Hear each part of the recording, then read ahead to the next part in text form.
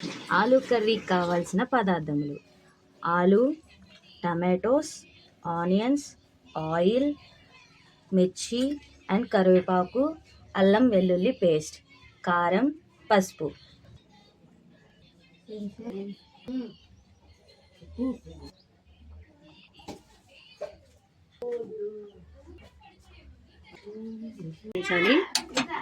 ఉన్న ఆనియన్ ముక్కలు వేసుకోవాలి, కరివేపాకు, ఎండుమిర్చి.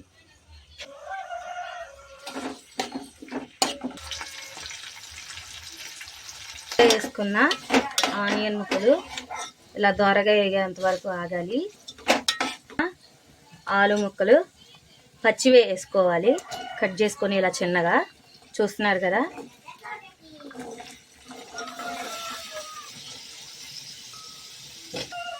టమాటోస్ కూడా వేసుకోవాలి, కట్ చేసుకున్నవి వేయాలి.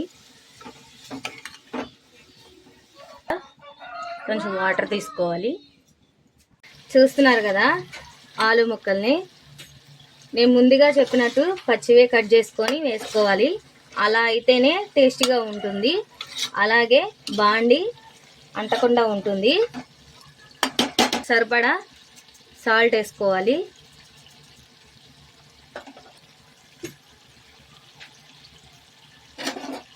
అల్లం వెల్లుల్లిపాయ పేస్ట్, చివర్లో తగినంత పసుపు వేసుకోవాలి కూడా.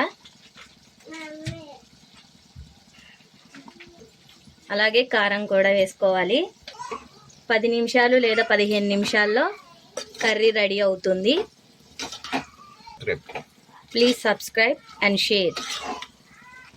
దయచేసి మా ఛానల్ని సబ్స్క్రైబ్ చేయండి అండ్ షేర్ చేయండి.